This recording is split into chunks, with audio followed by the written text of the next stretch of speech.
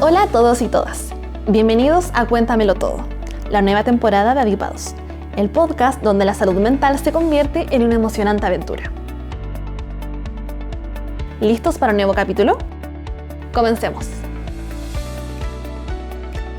En este capítulo 39, ¿qué es la depresión funcional y cómo se diferencia de otros tipos de depresión?, nos acompaña Herbert Eduardo Grenet, psicólogo clínico acreditado con especialización en terapia cognitivo-conductual en adolescentes y adultos y máster en terapias de tercera generación. Bienvenidos y bienvenidas a un nuevo capítulo de Cuéntamelo Todo, el podcast de Avipa.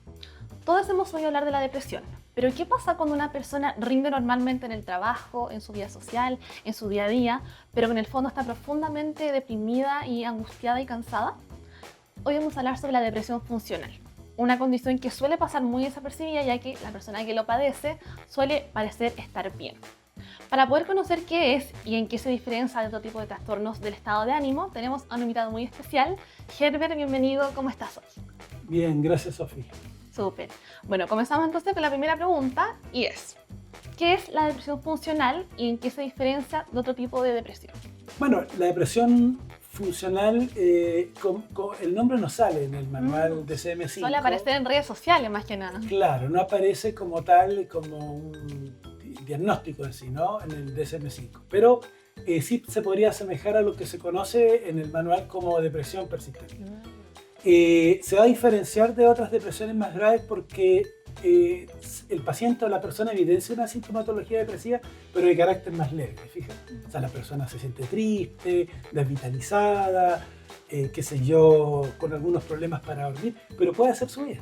¿Ya? Trabajar, salir con los amigos. Puede trabajar, puede salir con los amigos, incluso a rato pasarlo bien. Pero ya volviendo a su casa se siente vacía, se siente triste, pues tiene ese problema.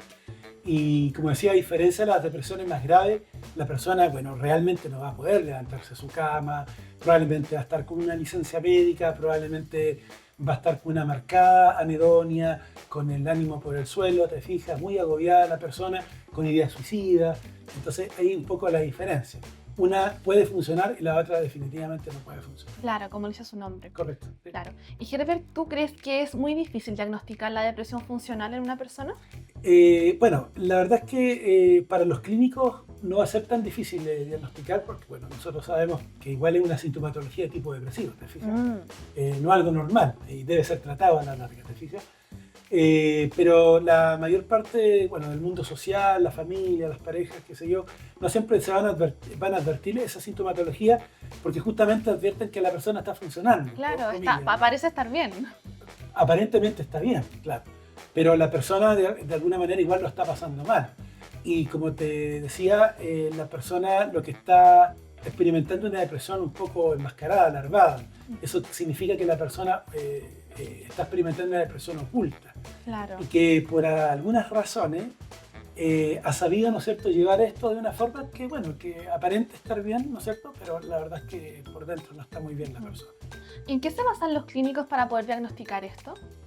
Bueno, siempre vamos a advertir los síntomas del paciente, ¿ya? Eso mismo, son los síntomas. En el caso de la depresión persistente, funcional, vamos a encontrar igual tristeza, vamos a encontrar fatiga, vamos a encontrar algunos problemas del sueño, ¿te fijas?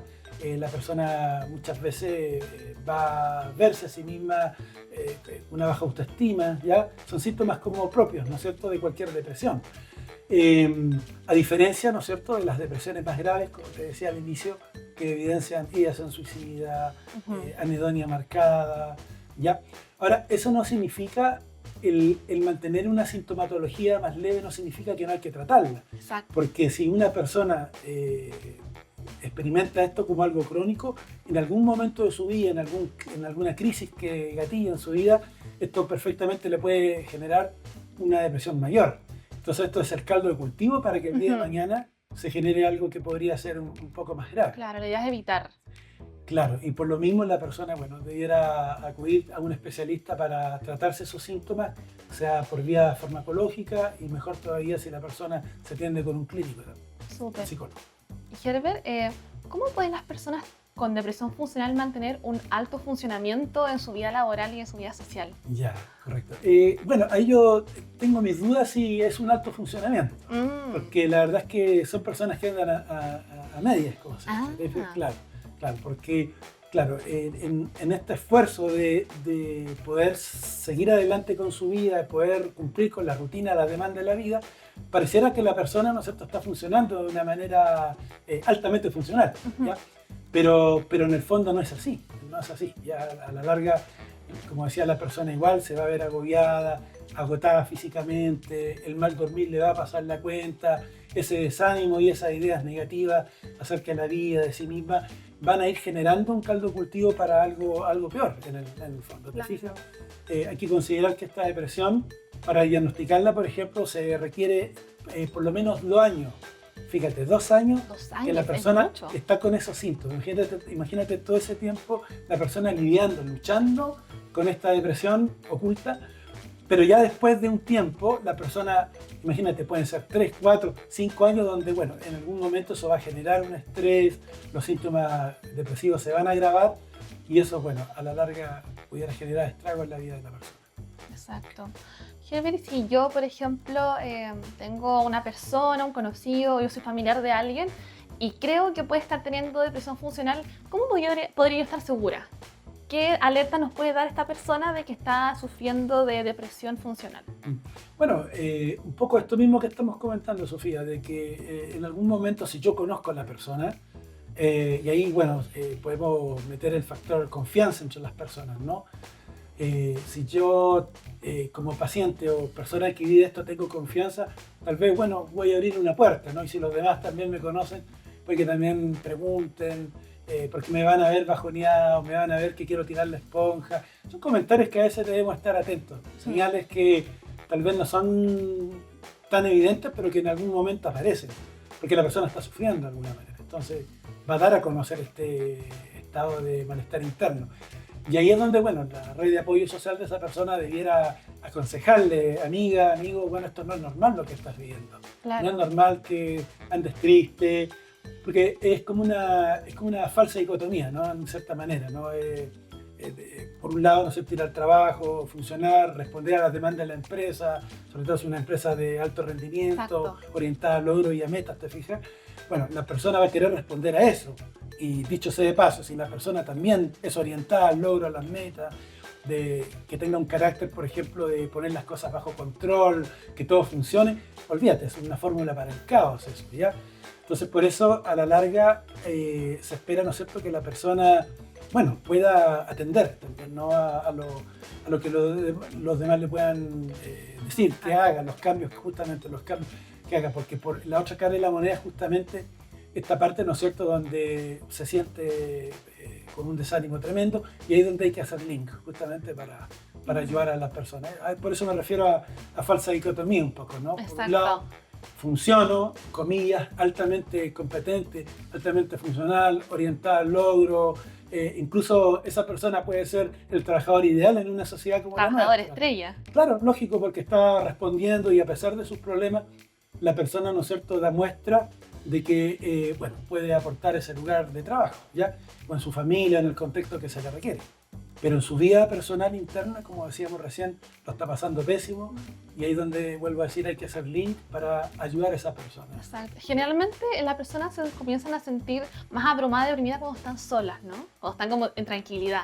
Sí. No están haciendo nada que les requiera como funcionar, ¿no? Sí, tienes toda la razón. Sí, correcto. Cuando las personas, bueno, como cualquiera de nosotros, cuando a veces llega a la casa la persona y uno se saca la chaqueta, deja la cartera, el bolso. Exacto. Y ya te encuentras contigo mismo. Y son los momentos a veces, yo creo que el mismo sufrimiento, a veces uno es como un poco sensible a sus propias emociones, en algunos momentos del día uno se puede encontrar con esa triste realidad, ¿no? Y estar un poco consciente en ese momento que las cosas no andan bien. Exacto. Claro, que a veces hay que notar que no solamente la falta de habilidad para pedir ayuda está en el contexto de la depresión. Generalmente la persona viene delante de la depresión con una actitud pasiva a la hora de resolver sus problemas. Hay un déficit de habilidades, ¿me comprende? Sí. La depresión exacerba el déficit de habilidades. Pero ya venía de antes. Pero la persona probablemente tenía en su repertorio de conducta de habilidades, ya venía un poco al debe.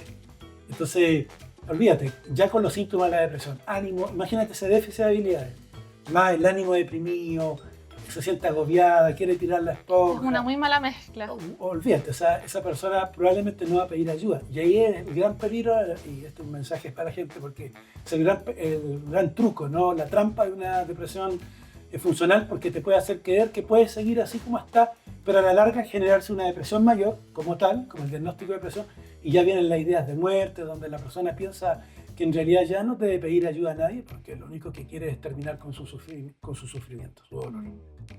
Bueno, Gerbe, es un mensaje muy, de alguna manera, fuerte, pero bueno, ya tenemos aquí la información y para poder ir cerrando esta entrevista tengo una pregunta más, que, bueno, imagino que todos se la preguntan y es ¿qué desencadena la depresión funcional? Bueno, es una buena pregunta porque pueden haber diversas variables, orígenes, ¿no? Como en todas las depresiones, siempre van a haber factores biológicos, ¿ya? En toda depresión, en términos generales, hay una cosa hereditaria, ¿ya? Antecedentes mórbidos familiares. Pero también va a haber un desbalance en la bioquímica del cerebro, ¿ya? Y también podemos encontrar traumas, por ejemplo, en la infancia, cosas que el paciente no ha procesado a lo largo de su vida, ¿no? Y puede ser en el fondo la depresión una señal de que algo no anda bien en la vida de esa persona. Por traumas podemos entender abusos de todo tipo, negligencia, trauma complejo, abuso sexual, bueno, todo eso que viene en el paquete de los abusos, ¿no? Y bueno, y también situarlo en el contexto presente de la vida del paciente, porque, por ejemplo, la persona no necesariamente tiene un trauma, pero, por ejemplo, y a propósito de lo que hablábamos recién del estilo de vida presente, la persona puede verse muy exigida por su contexto social, su contexto laboral, ¿no? Exacto. De las demandas, del alcance de metas, ¿no? De logro. O una mujer, ¿no es cierto?, que queda abandonada y queda sola con sus hijas, ¿no? Que tiene que responder a una demanda. Tiene que rendir el doble. Correcto, o una pareja que está en el contexto de una situación de violencia, por ejemplo, con un hombre, ¿no es cierto?, que la violenta física o emocionalmente, y donde producto de estos mensajes que envía la sociedad, que eres fuerte, que tú te la puedes, que eres bacán, ¿no es cierto? Dale nomás. Dale nomás, tú puedes, vamos adelante. Entonces la persona, bueno, no siempre visibiliza su sufrimiento, y de alguna manera está este truco en la mente de pretender o de creer poder resolver todas sus cosas en su foro interno, sin ayuda del resto. Claro. ¿Te fijas? Así que todo eso a la larga obviamente va a generar un contexto de estrés crónico, va a agudizar la depresión crónica, bueno, y eso puede ser con resultados nefastos para la vida sana. Súper, y Gerber, me queda una última duda, que es si hay tratamientos que hayan demostrado ser efectivos para poder tratar esto. Sí, Sofía, eso decía al principio también, que bueno, aunque sea, y a veces hay mucho mito urbano, ¿no? Yo creo que hay que aprender a desmitificar un poquito esto, porque aunque sea una sintomatología leve, que está enmascarada ahí o leve a moderado, necesita tratamiento farmacológico. Hay que ser responsable en ese sentido con las personas, ¿ya? Pueden haber muchas terapias de tipo alternativo, bueno, y es válido, ¿no? La gente puede elegir lo que quiere, ¿no? Es válido. Pero como hablamos de un desbalance en la bioquímica del cerebro, necesita eso, ¿no? O sea, si a mí me duele el estómago y tengo una gastritis, parece que tengo que tomar algo. Parece. ¿No es cierto? Entonces Claro. lo con nuestro cerebro. Debemos aprender a amar y cuidar nuestro cerebro también. Y, ¿cómo se llama? Y lo otro que, bueno, ha demostrado una muy buena evidencia científica y que puede ser muy útil y eficaz es la terapia cognitivo-conductual. Quizás es la terapia que más evidencia, más estudios tiene, estudios controlados, aleatorizados, ¿no es cierto? Y todo eso para demostrar eficacia y efectividad en los pacientes que presentan depresión, ya sea leve, moderada o severa. Súper. Bueno, nos quedamos con estos tremendos mensajes, con esta tremenda información muy importante, muy valiosa. Así que, Gerber, te doy la palabra para que le entregues un mensaje a quienes nos escuchan. Gracias. Bueno, no, más que nada eso, enfatizar nada más el hecho que, bueno, nos preocupemos más, ¿no es cierto?, nuestra salud mental, nuestra salud física también. Aun cuando podemos validar que somos personas valiosas y que tenemos competencias y capacidades, siempre considerar que igual somos personas limitadas, ¿ya?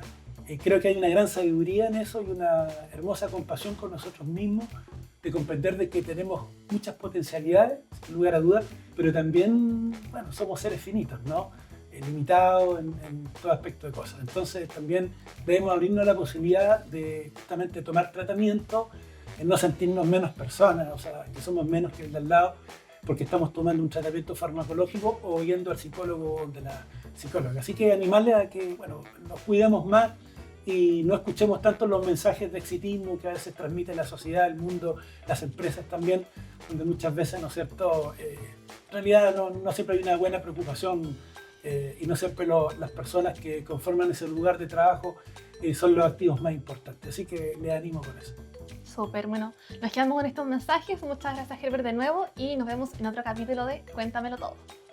Recuerden que pueden seguirnos en todas nuestras plataformas, así como en Spotify, YouTube y nadipa.cl/adipados para no perderse ningún detalle de los próximos capítulos.